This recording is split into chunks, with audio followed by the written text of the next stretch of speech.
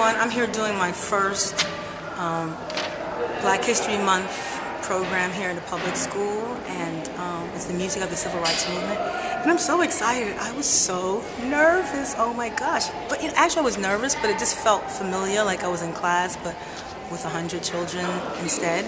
So and my next session is coming up in about another 20 minutes or so or less, and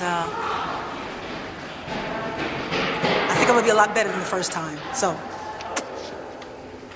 listen out for the next show. I want to make sure I videotape it. All right, bye-bye. Gotta go. Say that again. Oh, I'm talking to my friends. I don't know, I'm talking to my friends. Sit with your class, you just remain seated. 7th and 8th graders, I'll call you by class. You'll go up Prospect the way you normally do, and you go to whatever class you have after lunch.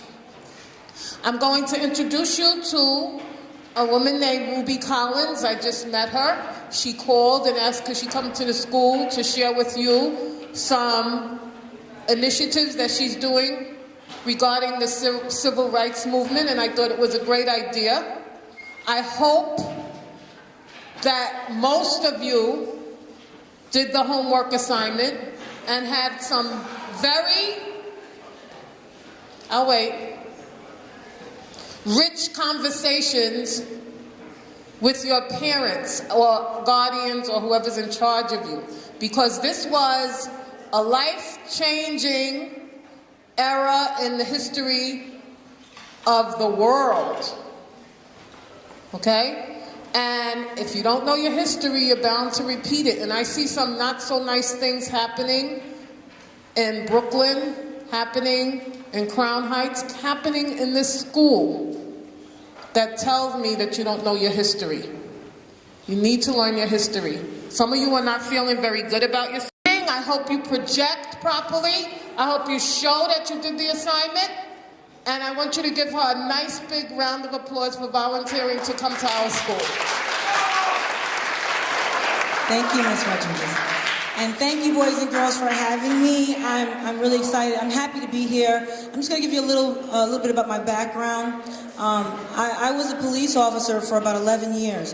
It wasn't my passion. How many of you have, I should have asked you actually, how many of you have a passion or a dream that you want to do someday in your life? You want to be able to get a, yeah, I was just like you. And actually a lot younger when I knew the one thing I wanted to be was a singer and a teacher. But some teacher told me to think of something more realistic when I said I wanted to be a singer. So that made me, okay, well, maybe I'll think of something else, because you believe them. So that goes to show you people don't believe in you like you believe in yourself. Well, I became a police officer, and I left eventually because I wasn't happy there. It wasn't what I wanted to do, but I spent a lot of time there. But while I was there, I ended up singing for the police department, representing. I sang all the way to the White House for then President Bill Clinton as a police officer. I then became a school teacher because I knew that I had to go after my dream. That was the most important thing for me. I had to do that. I couldn't live my life not doing what I really wanted to do. And then at that time, as I became a teacher, I also taught myself to play instruments. So I'm actually self-taught. You can do that as well. How many of you in here play an instrument?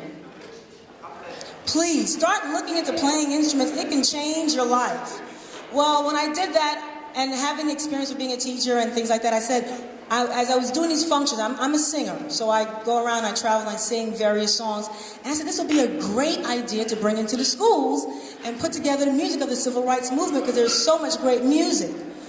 So that's a little bit about why I'm here, and again, thank you for having me to come in and share with you.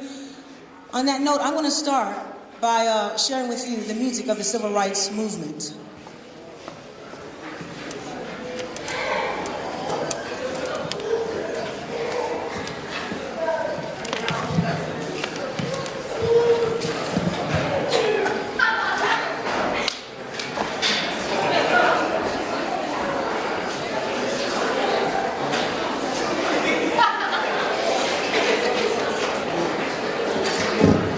Okay.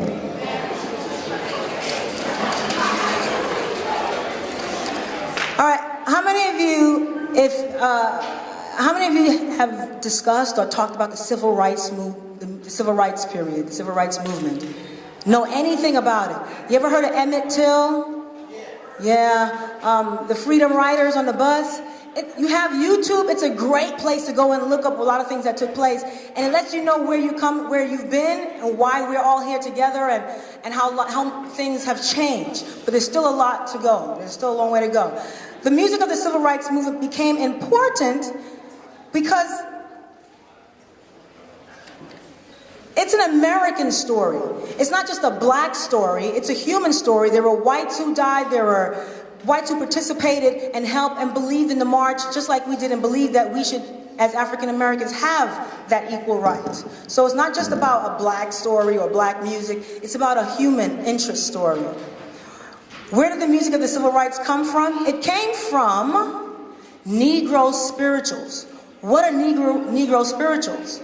Those are like songs that the slaves would write and sing to encourage themselves as they were picking cotton or getting treated unfairly and just working so hard. They would sing songs that encourage them, uplift them, and make them feel better. Something like, wade in the water, wade in the water, children, wade in the water.